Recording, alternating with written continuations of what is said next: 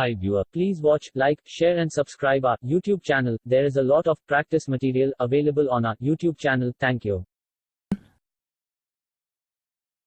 You will hear a conversation about a New Year's party. First, you have some time to look at your questions 1 to 4.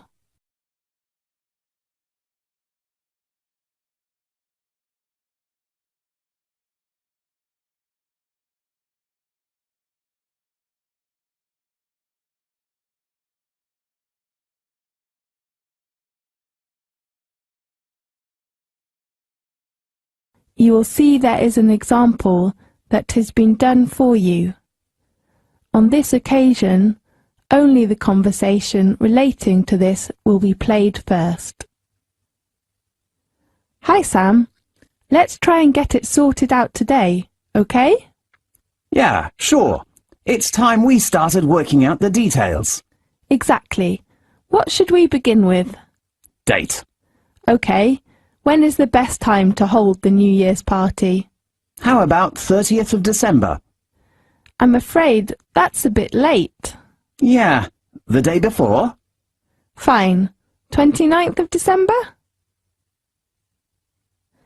The date of holding the New Year's party is the 29th of December, so the 29th of December has been chosen. Now we shall begin. You should answer the questions as you listen because you will not hear the recording a second time. Listen carefully and answer questions 1 to 4. Hi Sam, let's try and get it sorted out today, okay? Yeah, sure. It's time we started working out details. Exactly. What should we begin with? Date. Okay. When is the best time to hold the New Year's party? How about the 30th of December? I'm afraid that's a bit late. Yeah, the day before? Fine. 29th of December. And what about a venue? In a restaurant? Which restaurant were we in last year? Let me think. It is Tulip Garden, but I don't think it was a good choice. Why? The venue is too small, and we have about 30 people, more than last year. You're right. So how about our common room on the second floor? Great idea. And then let's think about invitations. All staff and all students. How about last year's students? What do you mean? I know someone who has graduated already but still stays in the city. He might want to come to next month's graduation ceremony. Fine. I will confirm the person later. Right. How about the cost? £15? Is that okay? What? 50? No, 15. Right. The next one is the food and drink. In my mind, it's better for us to book them from a restaurant. Definitely. Which one do you prefer? How about Tulip Garden? Okay, and we should choose the menu and pay in advance by deposit. How many days in advance? A week? A week is not enough. I think at least 7 working days. Okay. How much is the deposit? I'm not sure. Maybe £80? I think it's a little too much. £70? Right.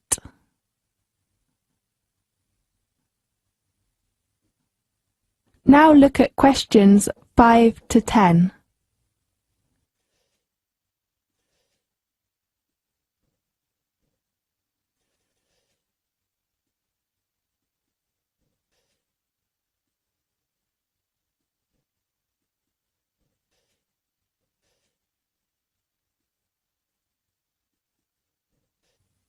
Now listen to the tape and answer the questions 5 to 10.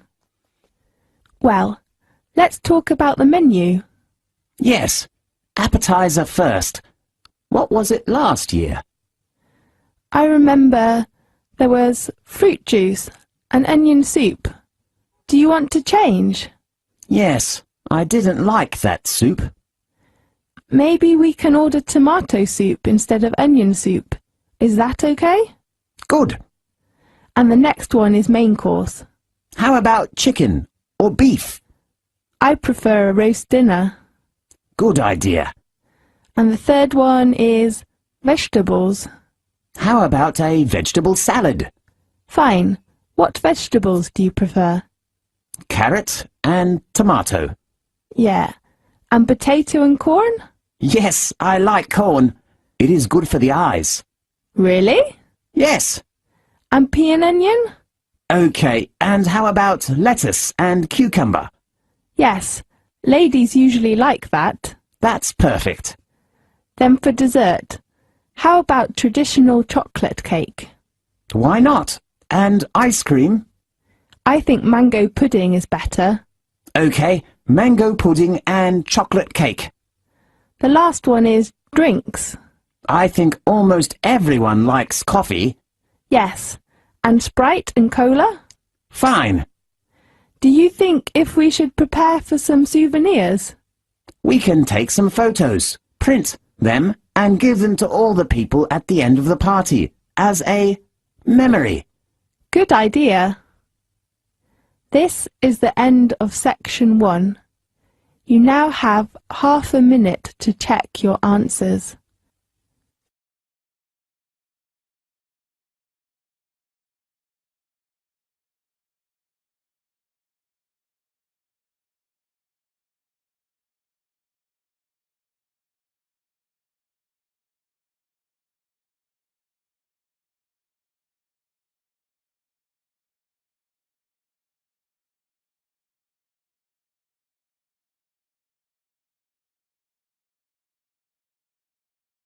Now turn to section 2.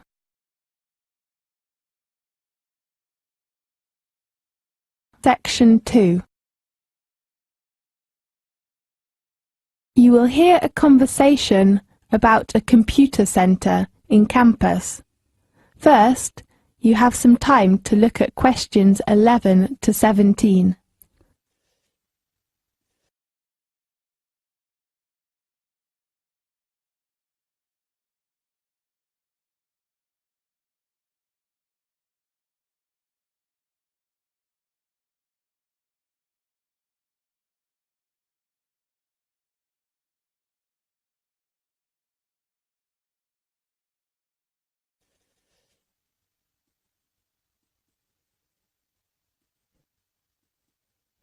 Now listen carefully and answer questions 11 to 17.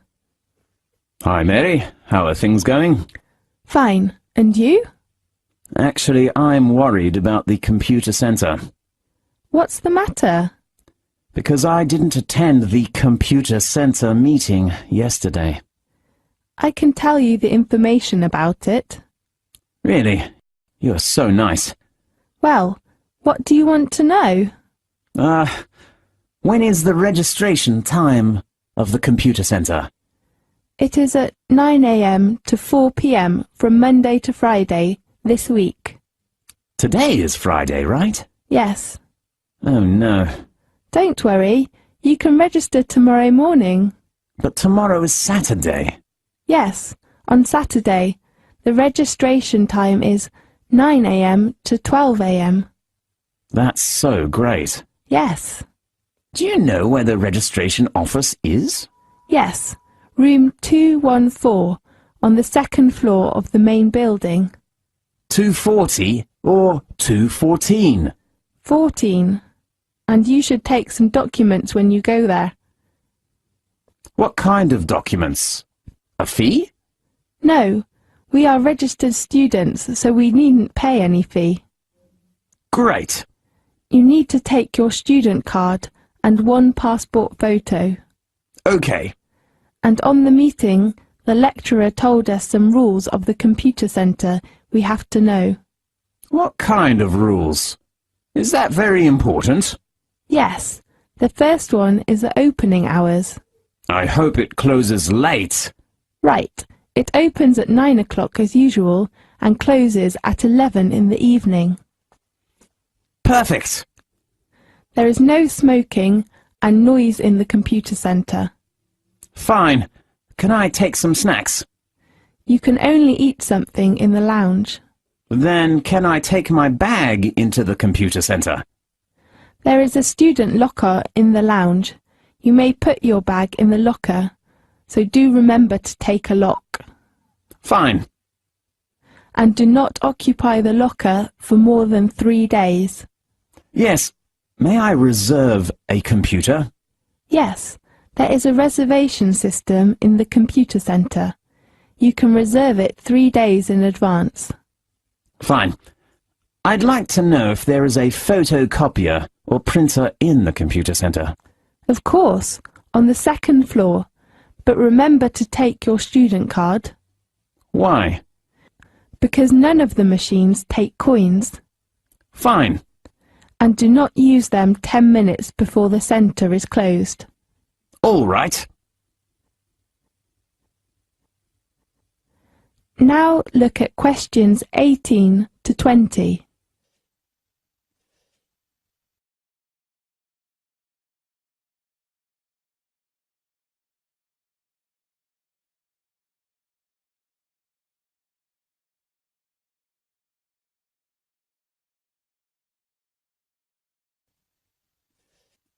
Now listen to the tape and answer the questions 18 to 20. Well, can you tell me where the computer centre is? In the main campus? Do you have a campus map? No. Well, I'll draw a map for you. Do you have a pen? Yes. Well, this is the entrance, and the first building you can see is the teaching building. Yes. On your left is a small bookstore of our university. Great. I just want to buy some books and CDs. Then go east and you can see a small gym opposite to the bookstore. A gym? Does it have a tennis court? Sorry, I don't know. Fine. On the other side is the student union, and there is a lab on the east side of it. If I want to join some societies, I can go to the students' union, right? Right. Oh, does the campus have a parking lot? Yes, it is near to the lab and not far from the teaching building. Great. And how about the parking fee? Sorry, I'm not sure. Maybe £5 per hour? Okay. And where is the computer centre? It is opposite the student union, between the library on the left corner and the canteen on your right. Okay. Thank you very much. Good luck! This is the end of section 2. You now have half a minute to check your answers.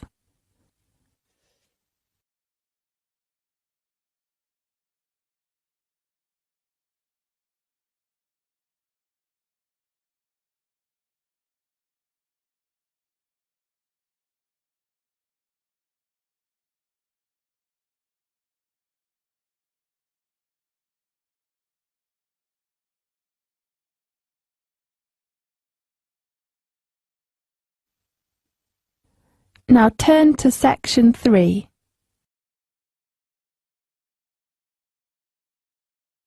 Section 3.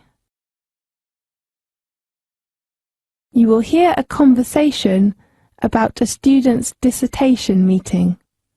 First, you have some time to look at questions 21 to 26.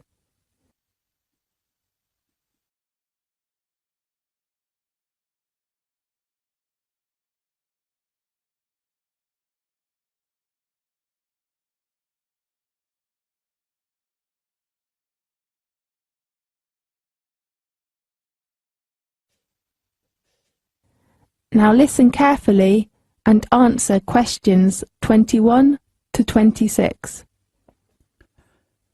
Good morning, everyone. Today, I'd like to give you an opportunity to ask questions about requirements and timetables of writing your final dissertation. So anything you'd like to ask first? Professor, what about the word limit? Well, you know generally The words of final dissertations of the master's degree are limited between 18 to 20,000. Oh, does that include words of references? Yes, of course. And contents? No, the word does not include the acknowledgement and contents. What is the acknowledgement? It is a few words of thanks that you write at the beginning of the dissertation to the people who have helped you. How about its words? No more than 100 words. Right. Professor, when is the hand-in date? The deadline is on the 30th of July. Is it a fixed hand-in date? I mean, if I cannot hand in my work before the 30th of July, how... Sky, I'm afraid that you have to hand in your work on time, unless you have some sort of accident or illness. Okay. How do I hand in my work? You could give your work to your tutor at the tutorial, or send him an email to the department. Professor, when can I know who my tutor is? You can check the list of tutor arrangements. Online? Yes, or you could go to our department office to check. Fine. How many tutorials do we have in a week? Usually there are 2 tutorials per week. How long do they last? 2 hours? No, 1 hour on afternoons. Both on weekends? No. One is from 1 p.m. to 2 p.m. on Tuesday. The other is from 2 p.m. to 3 p.m. on Friday. How about the requirements for the format? You can check their requirements online. But one of the most important things is to have a printer. Printer? Yes, we usually keep all dissertations on file, so you must print your work by laser printer. Fine. Now look at questions 27 to 30.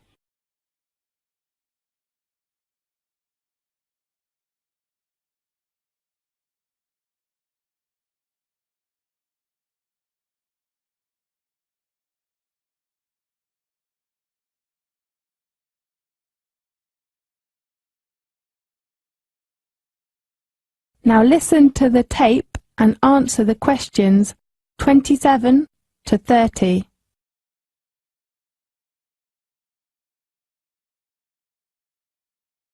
Let's talk about the dissertation timetable. Okay. On the first week of May, you should begin to prepare for writing. The first point is to choose the topic. Can we choose the topic by ourselves? Of course. Your tutor will give you some suggestions, and you can narrow a topic by yourself. Great. And then you can work on your basic references. Right. You can ask your tutor to give you a reference list, and then borrow reference books from our library. And the next point is to prepare for the draft plan. Definitely. You should write a draft first and then discuss it with your tutor at the tutorial. If the draft is okay, what should we do next? You will begin to do research to collect data to support your work. Okay. Can we choose the research methods by ourselves? It is better if you take your tutor's advice. Okay. When your data is enough for your work, you will begin to write up your dissertation. How many parts does a dissertation contain? Usually your work must have an introduction, a main body, and a conclusion. You should talk about it with your tutor. And then can we hand our dissertation in? No, you should do proofreading before handing in your work. Okay. Anything else? No. Right. This is the end of section 3. You now have half a minute to check your answers.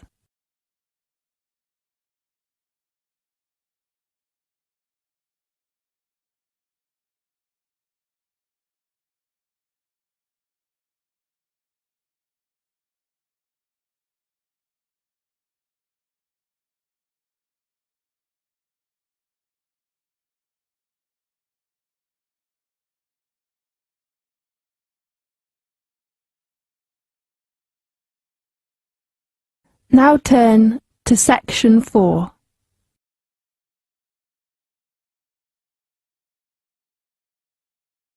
Section 4.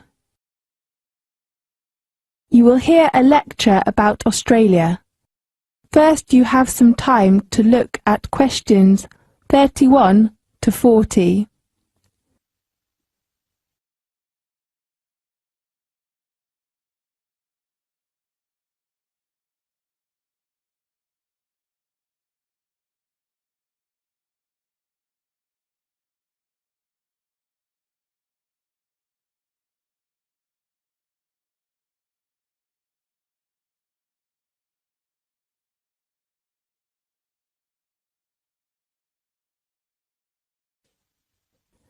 Now listen carefully and answer questions 31 to 40.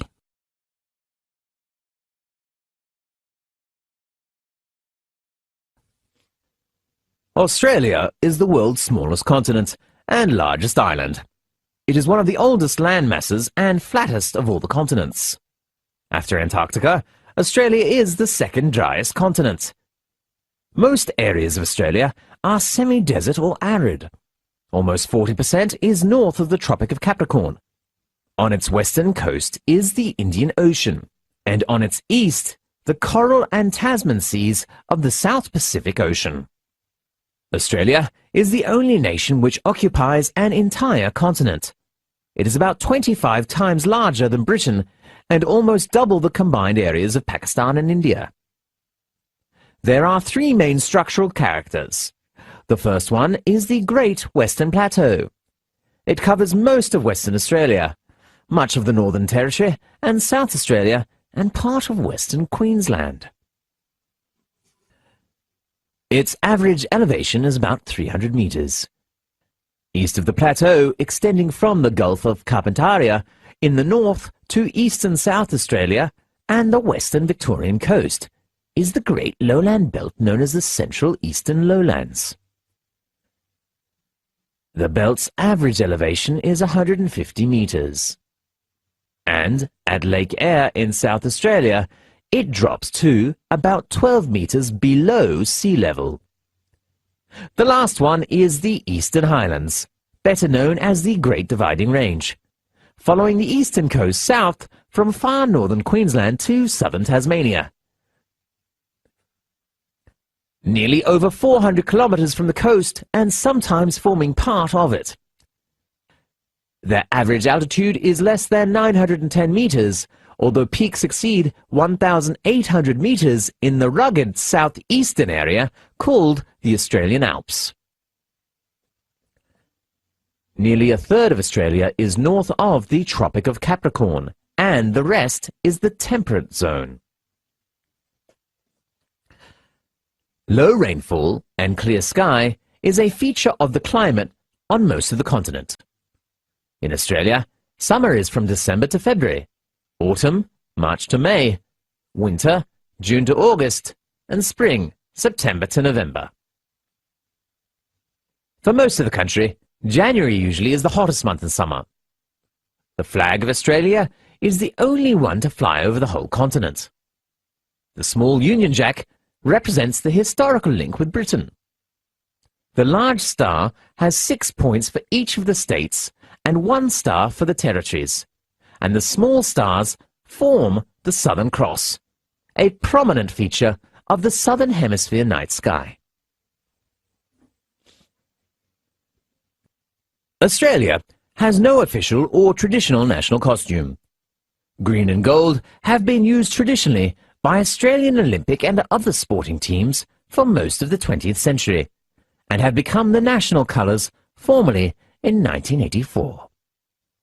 The official language is English, by usage, not law. It has its own colloquialisms and slang, but does not differ importantly from other forms of English except in accent. Spelling generally follows the British form. Australia is one of the most urbanised countries in the world, with about 70% of the population living in the 10 largest cities, and only 15% of Australians live in rural areas. Australians have a high standard of living by world standards. Australia is a multicultural society, with about a quarter of the population foreign-born. The first European settlement of the continent, by the British, began in 1788, on the site now occupied by Sydney. Settlement schemes during the next 150 years helped increase Australia's population to about 7.4 million by the end of World War II. Over 5 million migrants have settled in Australia since, helping to more than double its post-war population. Nowadays, most Australians work for wage or salary. They usually work about 35 to 40 hours per week. Employees can get paid annual leave, about 4 weeks, sick leave, and long service leave. They also have about 10 paid public holidays per year. Most people retire at the age of about 60 to 65. The average Australian female has a life expectancy of about 79, and the male about 73. Most Australians marry in their late 20s.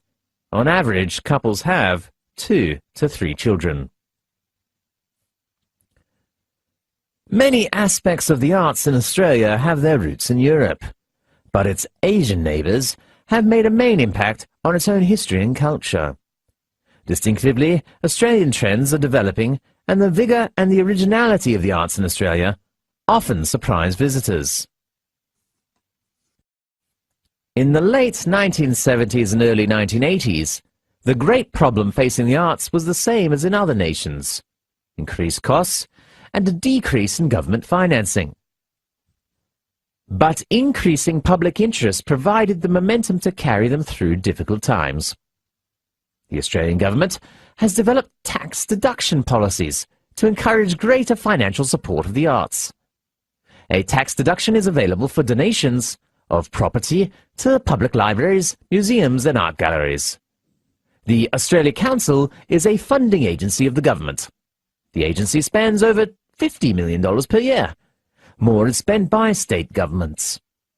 The Australia Council Board supports specific art forms, and Central Council programs support research, education and multicultural arts.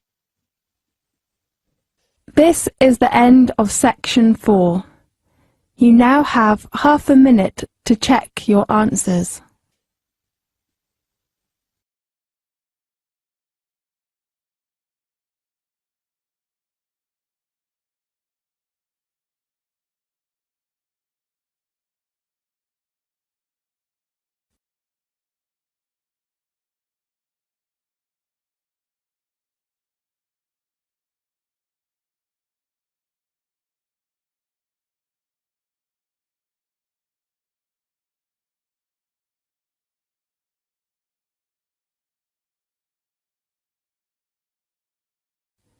This is the end of the listening test.